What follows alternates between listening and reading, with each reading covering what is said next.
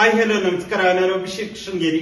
ಇವತ್ತಿನ ಈ ಒಂದು ವಿಶೇಷ ಸಂದರ್ಶನದಲ್ಲಿ ಏನು ಬಿಜೆಪಿ ಪಕ್ಷ ಅಥವಾ ಸಂಘಟನೆಯಲ್ಲಿದ್ದು ಅಲ್ಲಿ ಹಲವಾರು ವರ್ಷಗಳ ಕಾಲ ಹಲವಾರು ಜವಾಬ್ದಾರಿಗಳನ್ನು ನಿರ್ವಹಿಸಿ ನಂತರ ಅಲ್ಲಿನ ಕೆಲವೊಂದು ವಿಚಾರಗಳಿಂದ ಬೇಸತ್ತು ನಂತರ ಏನು ಕಾಂಗ್ರೆಸ್ ಪಕ್ಷಕ್ಕೆ ಸೇರ್ಪಡೆಗೊಂಡು ಕಾಂಗ್ರೆಸ್ ಪಕ್ಷದಲ್ಲೂ ಕೂಡ ಹಲವಾರು ಜವಾಬ್ದಾರಿಗಳನ್ನು ಅತ್ಯಂತ ಯಶಸ್ವಿಯಾಗಿ ನಡೆಸುತ್ತಾ ಅದರ ಜೊತೆಯಲ್ಲಿಯೇ ಸೌಪರ್ಣಿಕ ಏನು ನದಿ ಏನು ಕುಂದಾಪುರ ಏನು ಕೊಲ್ಲೂರು ಹತ್ರ ಏನಿದೆ ಆ ಒಂದು ನದಿ ಏನು ಕಲುಷಿತ ಆಗ್ತಾ ಇದೆ ಅನ್ನೋ ವಿಚಾರವನ್ನ ಇಟ್ಕೊಂಡು ಕೋರ್ಟಲ್ಲೂ ಕೂಡ ಅದಕ್ಕಾಗಿ ನ್ಯಾಯ ಕೊಡಿಸುವ ನಿಟ್ಟಿನಲ್ಲಿ ಒಂದು ಹೋರಾಟವನ್ನ ಮಾಡ್ತಾ ಇರುವಂತರು.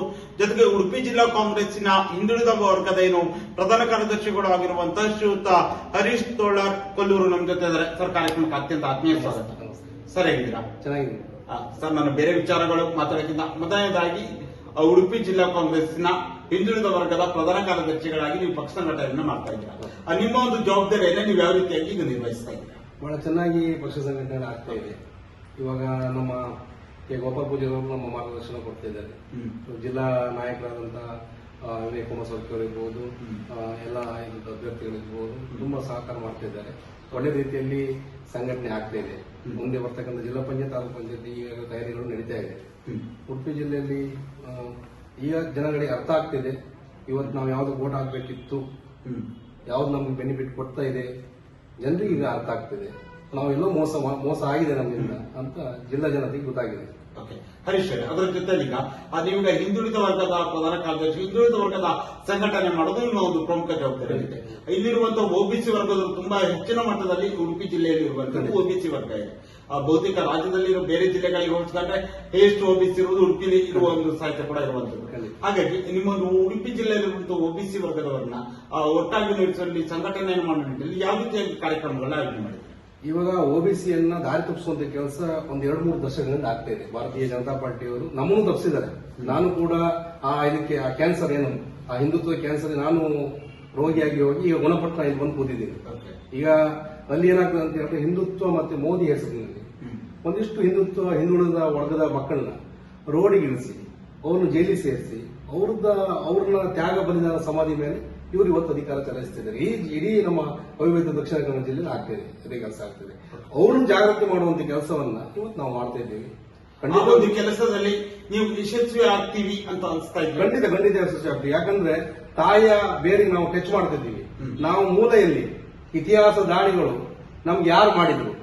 ಯಾವುದೇ ಅಫಘಾನಿಸ್ತಾನದಿಂದ ಬಂದಂತ ಮುಸ್ಲಿಮರು ಮಾಡಿಲ್ಲ, ಪಾಕಿಸ್ತಾನದಿಂದ ಬಂದಂತ ಮುಸ್ಲಿಮರು ಮಾಡಿಲ್ಲ. ನಮ್ಮ ಹಿರಿಯರ ಮೇಲೆ ದಾಳಿ ಮಾಡಿದವರು ಯಾರು? ನಮ್ಮನ್ನ ಇಲ್ಲಿಂದ ಒಕ್ಕಲಿ ಎಬ್ಸಿದವ್ರು ಯಾರು? ನಮ್ಗೆ ಇಲ್ಲಿ ನೀರು ಕೊಡುವುದಿಲ್ಲ ಅಂತ ಹೇಳಿ ಓಡಿದವ್ರು ಯಾರು? ಯಾವುದೇ ಮುಸಲ್ಮಾನರಲ್ಲ, ನಮ್ಮ ಮೇಲೆ ಓಡಿದವ್ರೆ. ಅದು ಜನರಿಗೆ ಅರ್ಥ ಆಗ್ಬೇಕಾಗಿದೆ, ಅದು ಯುವಕರಿಗೆ ಅರ್ಥ ಆಗ್ತದೆ. ಇವತ್ತು ನೀವು ಈ ಕ್ಷಣಕ್ಕೆ ಎಲ್ಲಾದ್ರೂ ಒಂದು ಕನ್ಸ್ಟ್ರಕ್ಷನ್ ಫೀಲ್ಡ್ಗೆ ನಮ್ಮ ಹಿಂದುಳಿದ ವರ್ಗದ ಮಕ್ಕಳು ಹೋಗ್ಲಿ, ಯಾರು ಅಡ್ಡಾಗ್ತಾರೆ ನೋಡಿ.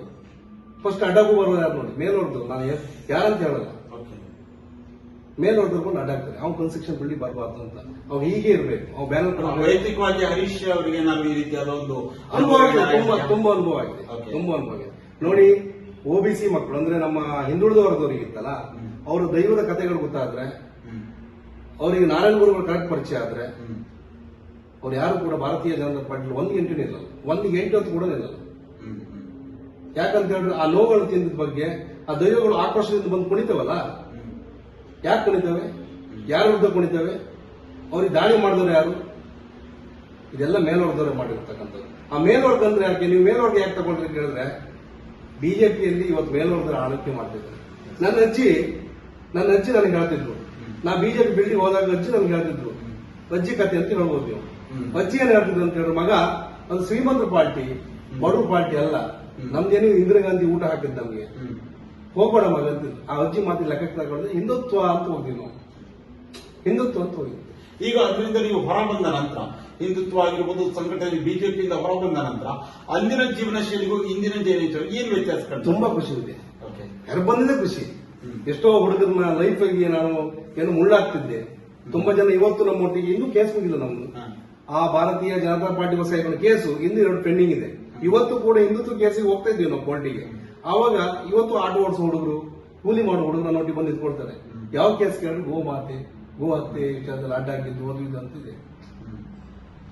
ಯಾರಿಗಾರು ಒಬ್ಬರೇ ಲೈಫ್ಗೆ ಏನಾದ್ರು ಮಾಡಿಕೊಟ್ರೆ ಕೇಳಿ, ಯಾರಿಗೂ ಮಾಡಿಕೊಟ್ರು. ಇವ್ರ ಜಾತಿ, ಇವ್ರು ಯಾರು ಬಂದಿದ್ರು, ಯಾವ ಜಾತಿಯವ್ರು ಬಂದ್ರು, ಆ ಜಾತಿಯ ಮೇಲ್ವರ್ಗದವ್ರು ಮಾತ್ರ ಬೆನಿಫಿಟ್ ತಗೊಂಡು ಬಿಟ್ರೆ ಅವ್ರು ಯಾರು ಅವರೆಲ್ಲರೂ ಕೂಡ ಸರ್ ನಿಮ್ಗೆ ಹೇಳ್ತೀನಿ, ಅವರೆಲ್ಲರೂ ಇವ್ರು MLA ಹಾಕಿದ್ರು ಫಸ್ಟ್, ಅವರೆಲ್ಲ ಬೆಂಗಳೂರು ಮುಂಬೈ ಎಲ್ಲ ಇದ್ದವರು.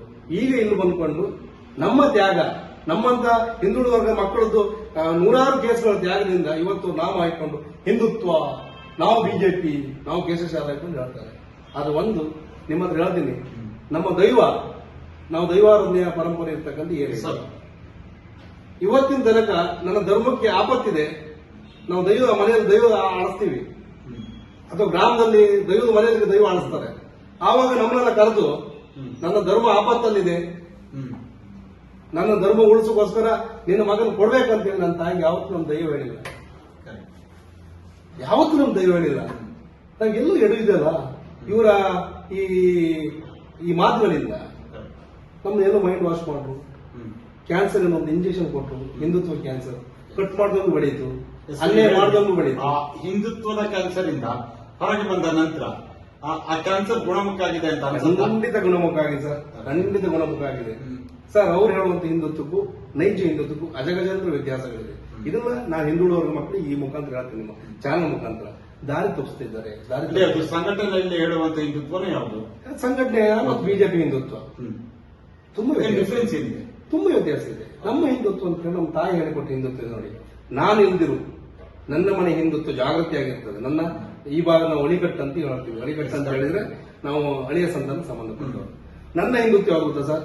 ನನ್ನ ಅಜ್ಜಿ, ನನ್ನ ಅಮ್ಮ, ನನ್ನ ಅಕ್ಕ, ನನ್ನ ಸೊಸೆ, ಇವರು 3 ಜನ ವರ್ಷ ಪ್ರತಿ ಮಾಡ್ತಕ್ಕಂಥ ಮನೆಯ ದೈವದ ವಿಚಾರಗಳಿರ್ಬೋದು, ಮನೆಯಲ್ಲಿ ಅಜ್ಜಿ ಜಕ್ನಿ ಎಲ್ಲ ಅಂತ ಹೇಳ್ತೀವಿ ಈ ಭಾಗದಲ್ಲಿ, ಅದೆಲ್ಲ ನಡ್ಕೊಂಡು ಹೋಗ್ಬೇಕು. ಯಾವತ್ತೂ ಕೂಡ ಆ ಹಿಂದುತ್ವಕ್ಕೆ ಧಕ್ಕೆ ಆಗಲ್ಲ. ನಾವು ಮಾಡಲಿ ನಮ್ಮನೆ ಹೆಂಗಸರು ಅದು ಮಾಡೇ ಮಾಡ್ತಾರೆ. ಆ ಹಿಂದುತ್ವ ಯಾವತ್ತೂ ಜಾಗೃತಿಯಾಗಿರ್ತದೆ. ಅದೇ ನೀವೀಗ ಪ್ರಮುಖವಾಗಿ ಬಿಜೆಪಿಯನ್ನ ಬಿಟ್ಟು ಕಾಂಗ್ರೆಸ್ ಪಕ್ಷ ಬರಕ್ಕೆ ಒಂದು ಪರ್ಟಿಕ್ಯುಲರ್ ರೀಸನ್ ಇದೆ.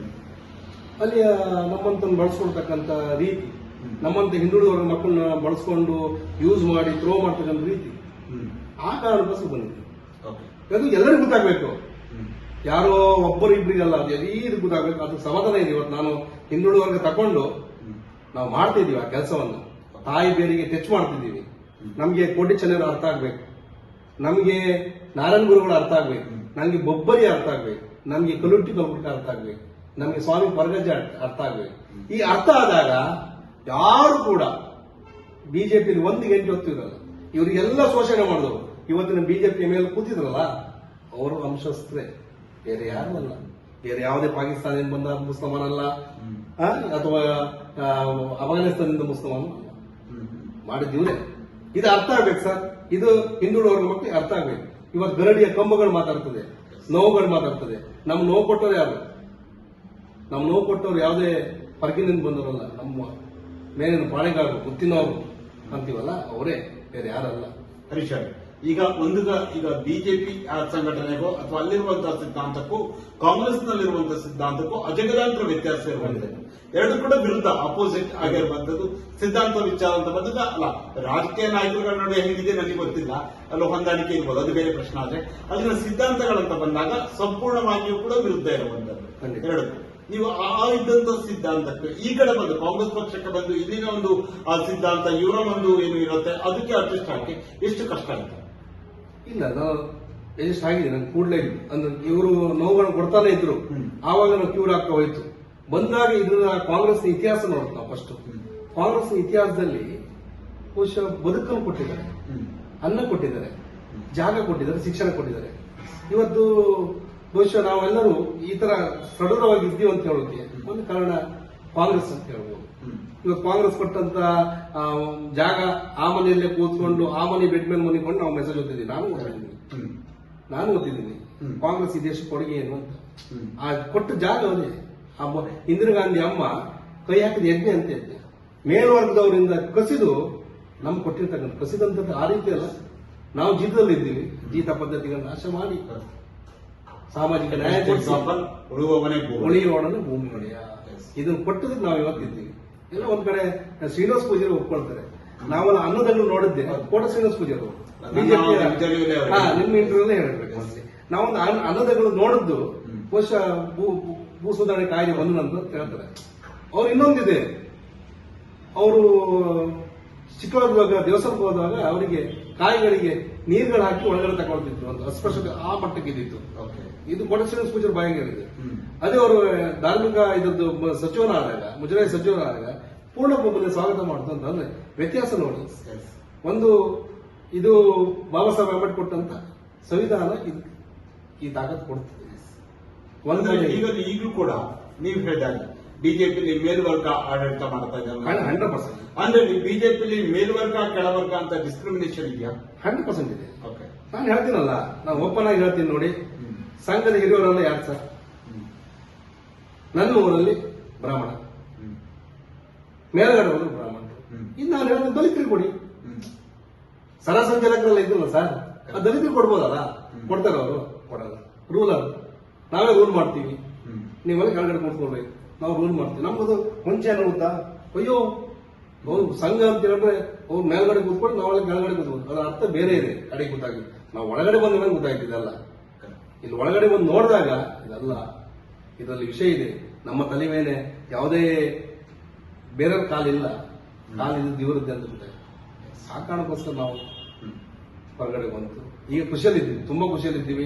ಇಲ್ಲಿ ನಿಮ್ಮ ಒಂದು ಹೋರಾಟಗಳು ಬಂದ ನಂತರ ಈಗ ಅದು ಅಲ್ಲಿ ಬಿಜೆಪಿ ನಿಮಗೆ ಇದಾಯ್ತು, ಆ ನಂತರ ಬಿಜೆಪಿ ಕಾಂಗ್ರೆಸ್ ಹೊರಗೆ ನೀವು ಇದೆಲ್ಲ ಅಡ್ಜಸ್ಟ್ ಆಗ್ತಾರೆ.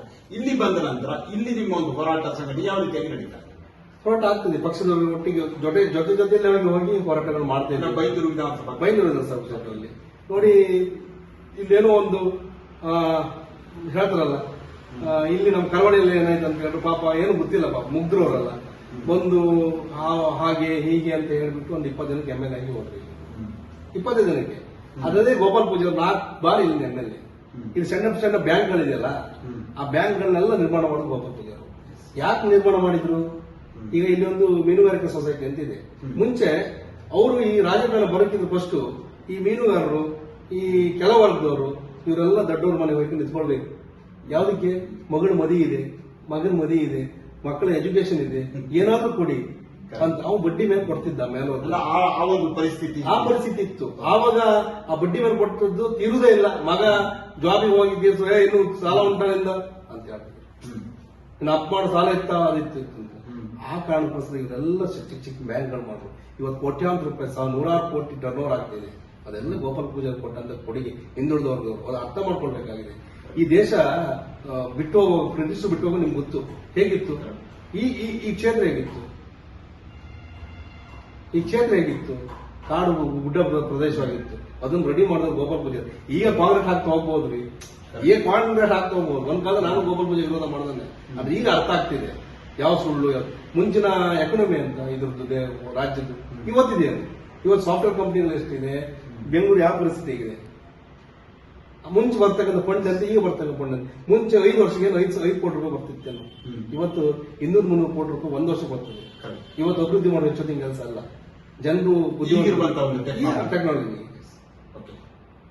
ಹರೀಶರು ಅದರ ಜೊತೆಯಲ್ಲಿ ಪ್ರಮುಖವಾಗಿ ಹರೀಶರು ಹೆಚ್ಚಿನದಾಗಿ ಒಂದು ಅವರ ಹಿಂದುತ್ವ ಹೋರಾಟದಲ್ಲಿ ಗುರುತಿಸಿಕೊಂಡಿದೆ. ಇತ್ತೀಚೆಗೆ 2-3 ವರ್ಷಗಳಿಂದ ಹೆಚ್ಚಾಗಿ ನೀವು ಗುರುತಿಸಿಕೊಂಡಿರುವಂತದ್ದು ಆ ಸೌಪರ್ಣಿಕ ನದಿಯಲ್ಲಿ ಕಲುಷಿತ ಆಗ್ತಾ ಇದೆ. ಅದು ಆ ಒಂದು ನದಿಯನ್ನ ಸಂರಕ್ಷಣೆ ಮಾಡಬೇಕನ್ನೋ ನಿಟ್ಟಿನಲ್ಲಿ ನೀವೀಗ ಕೋರ್ಟಲ್ಲಿ ಫೈಟ್ ಅನ್ನ ಮಾಡ್ತಾ ಇದ್ದೀರಾ. ಈ ಒಂದು ಹೋರಾಟ ಹೇಗೆ ನಡೀತಾ ಇದೆ? ಹೋರಾಟದ ಹಿನ್ನೆಲೆ ಇದೆ. ಹೋರಾಟ ನಾವು ಒಂದು 2009 ಸ್ಟಾರ್ಟ್ ಮಾಡಿದೀವಿ. 2013 ನಾವೆಲ್ಲ ಉಪವಾಸ ಸತ್ಯಾಗ್ರಹ ಕೂತ್ಕೊಂಡು ಸ್ವಾಮೀಜಿ ನಾವೆಲ್ಲ. ಆನಂತರ ಉಪವಾಸ ಸತ್ಯಾಗ್ರಹದಿಂದ ತುಂಬಾ ಆವತ್ತು ಹಿಂದೂ ಸಂಘಟನೆಗಳಲ್ಲಿ ಆಕ್ಟಿವ್ ಇತ್ತು.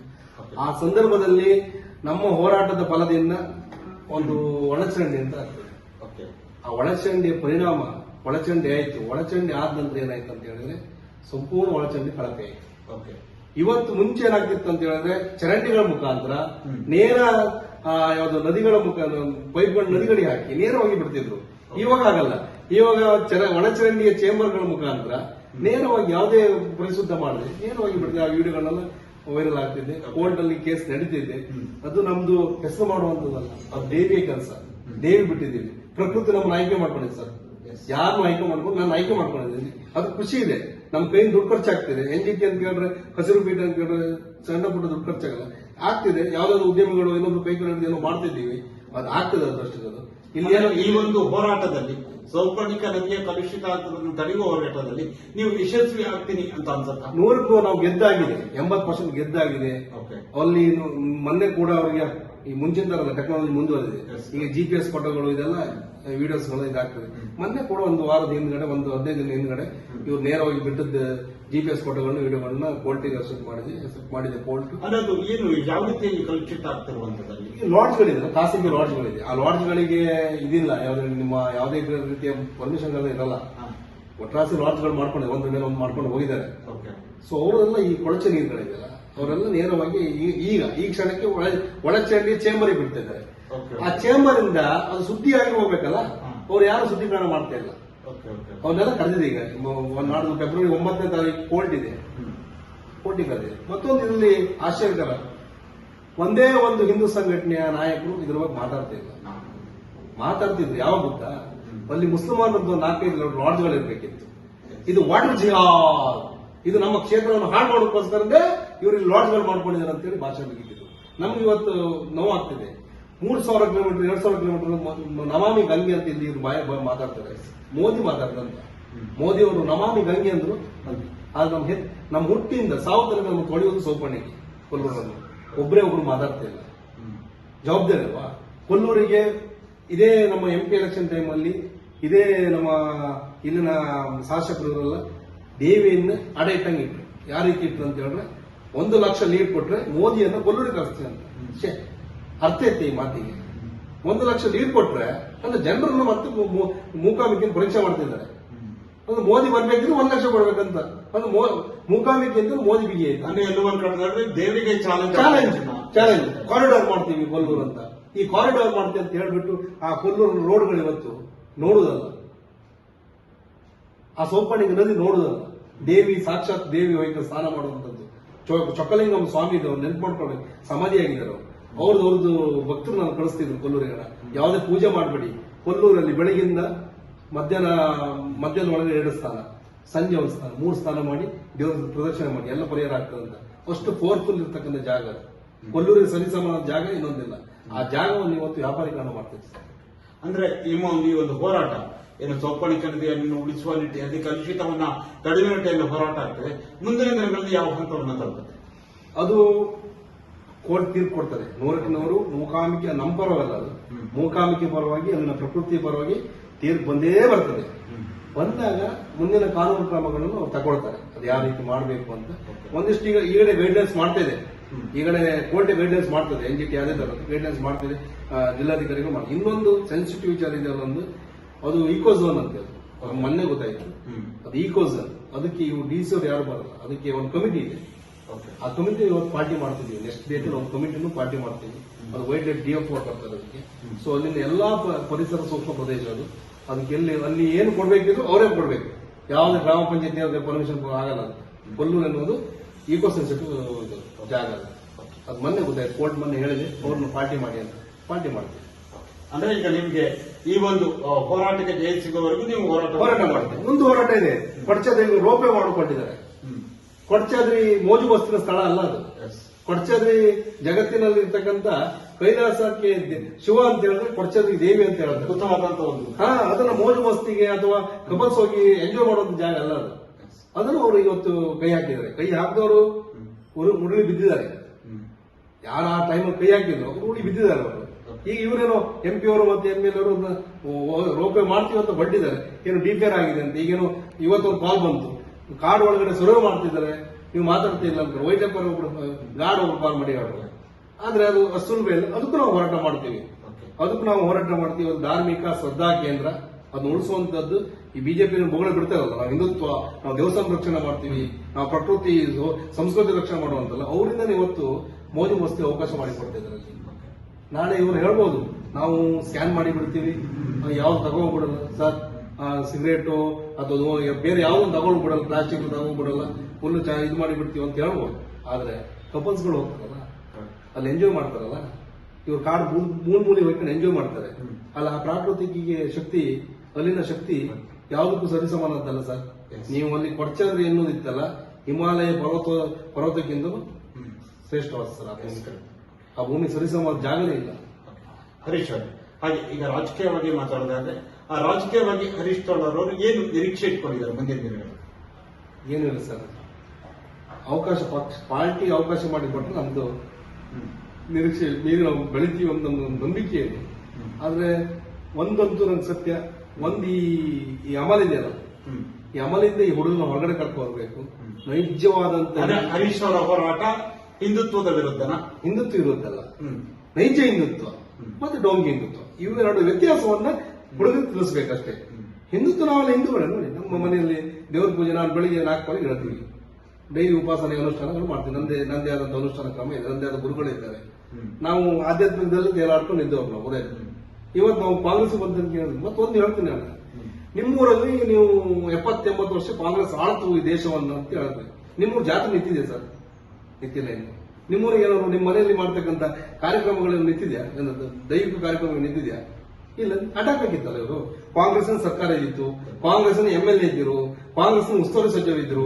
ನಾವು ಹಿಂದುತ್ವ ವಿರೋಧಿಗಳಿದ್ದೀವಿ. 2014 ನಿನ್ನೆ ಹೇಳ್ತಿದ್ದೆ ನಾನು. ನಾವು ಹಿಂದುತ್ವ ವಿರೋಧಿಗಳಿದ್ದೀವಿ, ಈ ಜಾತ್ರೆ ಮಾಡು ಬಿಡಲ್ಲ. ಎಲ್ಲಾದ್ರೂ ಕಾಂಗ್ರೆಸ್ ನಾಯಕರು ಬಂದು ಹೇಳಿಲ್ಲ. ಇವ್ರ ಭಾಷಣ ಹೇಳಿದ್ರು ಕಾಂಗ್ರೆಸ್ ಹಿಂದುತ್ವ ವಿರೋಧಿ ಅಂತ ಹೇಳಿದ್ದು, ಇವ್ರು ಹೇಳಿದ್ದು. ಕಾಂಗ್ರೆಸ್ ಎಲ್ಲೂ ಹೇಳಿಲ್ಲ. ಆದ್ರೆ ಇದೇ ಭಾಗದಲ್ಲಿ ನೋಡಿ, ಇದೇ ಗೋಪಾಲ್ ಪೂಜಾರಿಯವರು, ನಾವು ಅವ್ರನ್ನೂ ಕೂಡ ಹಿಂದುತ್ವ ವಿರೋಧಿ ಅಂತ ತಿರುಗಾಡಿದವ್ರು ನಾವು. ಆದ್ರೆ ಗೋಪಾಲ್ ಪೂಜಾರಿಯವರಲ್ಲಿ ಕೋಟ್ಯಾಂತರ ರೂಪಾಯಿ ಕಟ್ಟಿ ಎಷ್ಟು ದೇವಸ್ಥಾನಗಳು ಕಟ್ಟಿದ್ದಾರೆ ಸರ್. ಅವ್ರದ್ದು ಭದ್ರಕಾಳಿ ಟೆಂಪಲ್ ಹೋಗಿ ಬನ್ನಿ ಸರ್. ಅವ್ರು ಕಟ್ಟಿ ಅವರಂತ ಮುಗ್ಧ ಭಕ್ತರು, ಅವರಂತ ದೈವಗಳಿಗೆ ಹೆದರ್ಕೊಳ್ಳುವಂತವ್ರು ಬಿಜೆಪಿ ಒಬ್ಬರು ಸಿಗಲ್ಲ ಸರ್. ಅವರು ಮಾಡ್ತಕ್ಕಂಥ ಪೂಜೆ ಪುರಸ್ಕಾರಗಳು ಬಿಜೆಪಿ ಒಬ್ಬರು ಸಿಗಲ್ಲ. ಖಾಲಿ ಡೋಂಗಿ ಬಾಯಲ್ಲಿ ಒಂದು ಹೊಡಿತಾರೆ ಹಿಂದುತ್ವ ಅಂತ ಬಿಟ್ರೆ ಅಲ್ಲಿ ಏನೂ ಇಲ್ಲ ಸರ್. ಎಲ್ಲ ಡೋಂಗಿ ಸರ್. ಎಲ್ಲ ಮೇಲ್ವರ್ಗದವರು ಆಳುದು, ಅವರೊಂದು ಅಧಿಕಾರ ಬರೋದು ಅಷ್ಟೇ ಬಿಟ್ಟರೆ ಏನೂ ಇಲ್ಲ ಸರ್. ಸಣ್ಣ ಪುಟ್ಟ ಒಂದು ಹೆಣದ ಸಂಸ್ಕಾರ ಕೂಡ ನಾವು ಹಿಂದುತ್ವ ಅಂತ ಹೇಳಿ ನಮ್ಮ ಊರಾಗೆಲ್ಲ ಓಡಾಡುವ ಟೈಮಲ್ಲಿ ಹೆಣ ಬಿದ್ದಾಗ ಆ ಹೆಣ ಬರ್ತದಲ್ಲ, ಆ ಹೆಣ ಸಂಸ್ಕಾರ ಆಗ್ತಿದೆ. ದೀಪ ಹೆಚ್ಚುದಲ್ಲ, ಅದನ್ನೆಲ್ಲ ನಮ್ಮ ಊರಿನ ಕಾಂಗ್ರೆಸ್ ಬಂದ್ ಮಾಡ್ತಿದ್ರು. ನಾನು ಮಾಡ್ತಿಲ್ಲ, ನಂಗೆ ಗೊತ್ತೇ ಇಲ್ಲ ಅದ್ರ ಬಗ್ಗೆ. ಆದ್ರೂ ನಾವು ಕಾಂಗ್ರೆಸ್ ಹಿಂದೂ ಇರೋದು ಅಂತಿದ್ವಿ. ಹರೀಶ್ ಮುಂದಿನ ದಿನಗಳಲ್ಲಿ ಕೂಡ ಚುನಾವಣೆಗಳು ಬರ್ತಾ ಇರುವ ಜಿಲ್ಲಾ ಪಂಚಾಯತ್ ಏನಾದ್ರು ಹರೀಶ್ ತೋಳರ್ ಅವರಿಗೆ ಜಿಲ್ಲಾ ಪಂಚಾಯತ್ ಚುನಾವಣೆಗೆ ಸ್ಪರ್ಧೆ ಮಾಡುವ ಆಸೆ ಅವಕಾಶ ಕೊಟ್ಟರು, ಮನಸ್ಸಲ್ಲಿದ್ಯಾ? ಅವಕಾಶ ಕೊಟ್ಟರು, ಪಾರ್ಟಿ ಅವಕಾಶ ಕೊಟ್ಟು 100ಕ್ಕೆ 100 ಕೊಟ್ಟರು. ಎಲ್ಲ ನಿಮ್ಮಂತವ್ರ ಆಶೀರ್ವಾದ, ಮಾಧ್ಯಮ ಮಿತ್ರರು, ಸಾಕಷ್ಟು ನಮ್ಮ ಹಿತೈಷಿಗಳಿದ್ದಾರೆ, ಪರಿಸರವಾದಿಗಳಿದ್ದಾರೆ. ತುಂಬಾ ಜನ ನಮ್ಗೆ ಇವತ್ತು ಒಂದೊಂದು ಫೀಲ್ಡ್ ಅಲ್ಲಿ ಅದು ತಾಕ್ತಾ ಹೋಗ್ತದಲ್ಲ. ತುಂಬಾ ಜನ ಇವತ್ತು ಲಿಂಕ್ ಬೆಳೀತಾ ಹೋಯ್ತು. ಲಿಂಕ್ ಬೆಳೀತು ಹೋದಾಗ ಕೆಲವರೆಲ್ಲ ಕಾಲ್ ಮಾಡ್ಕೊಂಡು ನೀವೇ ಪ್ರಕೃತಿ ಆರಾಧನೆ ಮಾಡ್ತಕ್ಕಂಥದ್ದು, ನಿಮ್ಮನ್ನ ಆಯ್ಕೆ ಮಾಡ್ಕೊಂಡಿದ್ರೆ ಖುಷಿ ಕೊಡ್ತದೆ. ಯಾರು ಆಯ್ಕೆ ಮಾಡ್ಕೊಂಡಿದೆ ದೇವರು, ನಿಮ್ಮನ್ನ ಆಯ್ಕೆ ಮಾಡ್ಕೊಂಡಿದ್ದಾರೆ, ಖುಷಿ ಕೊಡ್ತದೆ. ಕೊಲ್ಲೂರು ಒಂದು ಫೈನಲ್, ಕೊಲ್ಲೂರು ಮೂಕಾಂಬಿಕೆ ಫೈನಲ್. ಅವಳು ನಮ್ಮನ್ನ ಆಯ್ಕೆ ಮಾಡ್ಕೊಂಡಿದ್ದಾರೆ ಈ ವಿಚಾರದಲ್ಲಿ, ಸೋಪಾಣಿ ವಿಚಾರದಲ್ಲಿ. ಎಲ್ಲ ಹೋರಾಟಗಳು ಆಲ್ಮೋಸ್ಟ್ ಕೊಲ್ಲೂರಿನ ಎಲ್ಲ ಹೋರಾಟಗಳು ನಾನೇ ಮಾಡಿರ್ತಕ್ಕಂಥದ್ದು. ಅದಕ್ಕೋಸ್ಕರ ಖುಷಿ ಇದೆ. ಹರೀಶ್ ಅವರು, ಕೊನೆಯದಾಗಿ ನಿಮ್ಮ ಒಂದು ಹೋರಾಟಗಳಾಗಿರ್ಬೋದು, ವಿಚಾರಗಳು, ನೀವೇನು ಈ ಸೌಪರ್ಣಿಕನತೆಯ ವಿಚಾರವಾಗಿ ಹೋರಾಟ ಮಾಡ್ತೀರಾ, ಸಂಘಟನೆ ಎಲ್ಲ ವಿಚಾರಗಳ ಕುರಿತಾಗಿ ಕೊನೆಯದಾಗಿ ನೀವೇ ತಿಳಿಸ್ತೀರಾ? ಕೊನೆಯದಾಗಿ ಸೋಪಾಣಿಕೆ ವಿಚಾರದಲ್ಲಿ ಸೋಪಾಣಿಕೆಗೆ 100ಕ್ಕೆ 100 ಜಯ ಆಗ್ತದೆ. 100ಕ್ಕೆ 100 1,000% ಜಯ ಆಗ್ತದೆ. ಅಲ್ಲಿ ಏನೆಲ್ಲ ಬಂಡವಾಳಶಾಹಿಗಳು ಏನೆಲ್ಲ ಮಾಡಿದ್ರು ಅವರಿಗೆಲ್ಲ ತಕ್ಕ ಶಿಕ್ಷೆ ಆಗ್ತದೆ. ಆ ಶಿಕ್ಷೆ ಏನೊಂದು ಕೋರ್ಟ್ ತೀರ್ಮಾನ ಮಾಡ್ತಾರೆ ಮತ್ತು ಮುಖಾಮಿ ತೀರ್ಮಾನ ಮಾಡ್ತಾರೆ. ಇಷ್ಟು ವರ್ಷ ಒಂದು ಕೋರ್ಟಲ್ಲಿ ತೀರ್ಮಾನ ಆದ್ರೆ ಇನ್ನೊಂದು ದೇವರ ಸನ್ನಿಧಿ ತೀರ್ಮಾನ ಆಗಿದೆ. ದೇವರ ಸನ್ನಿಧಿ ತೀರ್ಮಾನ ಇದೆಯಲ್ಲ ಬಹಳ ರೋಚಕ ಇರ್ತದೆ. ಅದು ನೋಡ್ತಾ ಇದೆ. ಅದು ಜೀವನದ ಕೊನೆಯ ಘಟಕ ಆಗಿರ್ಬೋದು. ಬಟ್ ನನ್ನ ಆ ಸಂದರ್ಭಕ್ಕಾಗಿ ನನ್ನ ಆಯ್ಕೆ ಮಾಡ್ಕೊಂಡಿರ್ಬೋದು ಅಷ್ಟೇ.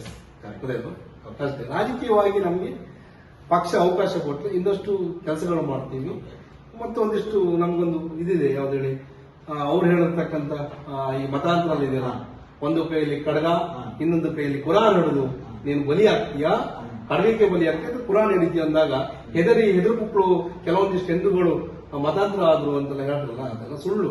ನಾನು ಇಲ್ಲಿ ಬಂದ ಮೇಲೆ ಕಲಿತೆ, ಒಂದು ಕೈಯಲ್ಲಿ ಅಸ್ಪೃಶ್ಯತೆ, ಇನ್ನೊಂದು ಕೈಯಲ್ಲಿ ಶೋಷಣೆ. ಅದನ್ನು ಕಂಡು ಈಗ ನೋಡಿ, ದಲಿತ ಶೋಷಣೆ ಎರಡು ಕಂಡು ಎಲ್ಲ ಮತಾಂತರಾಗಿ ಓಡಿದ್ ಬಿಟ್ರೆ ಯಾವುದೇ ರೀತಿಯಲ್ಲಿ ಕಡಗಕ್ಕೂ ಮತ್ತು ಈ ಕುರಾನಿಗೆ ಹೆದರ್ಕೊಂಡು ಓಡದಾರಲ್ಲ, ಅವರವರು ಸ್ವಾಭಿಮಾನದಿಂದ ಬದುಕಬೇಕು. ಅಸ್ಪೃಶ್ಯತೆ, ಶೋಷಣೆ, ಕೆಳವರ್ಗ ಜಾತಿ ಇವತ್ತು ಒಬ್ಬ ಜಾತಿ ಇಲ್ಲಿ ನಿಂತ್ಕೊಳ್ಬೇಕು, ಇನ್ನೊಂದು ಜಾತಿ ಎಲ್ಲಿ ನಿಂತ್ಕೊಳ್ಬೇಕು, ಇನ್ನೊಬ್ಬ ಅಲ್ಲಿ ನಿಂತ್ಕೊಳ್ಬೇಕು. ದಲಿತರ ಪರಿಸ್ಥಿತಿ ಈ 21 ಇಷ್ಟು ಈ ತರ ಆಗಿಲ್ಲ. ಯಾವ್ದು 26ನೇ ಇಸ್ಕೊಂಡು ಸಂಖ್ಯೆ ಪರಿಸ್ಥಿತಿ ಇನ್ನೂ ಅಷ್ಟೇ ಆಗಿಲ್ಲ. ಆ ಕಾಲಕ್ಕೆ ಹೇಗಿದ್ದಿರ್ಬೋದು ಅದು ಕೇಳಿದ್ ನಾನು. ಸ್ವಾಮಿ ಕೊರಗಜ್ಜೆ ಯಾರಂತ ಗೊತ್ತಾದ್ರೆ ದಲಿತರು ಒಂದು ಓಟು ಹಾಕಲ್ಲ ಬಿಜೆಪಿಗೆ. ಕಲ್ಲುಟ್ಟಿ ಕಲ್ಕೊಟ್ಗೆ ಯಾರಂತ ಗೊತ್ತಾದ್ರೆ ವಿಶ್ವಕರ್ಮ ಸಮಾಜ ಒಂದು ಓಟು ಬಿಜೆಪಿ ಹಾಕಲ್ಲ.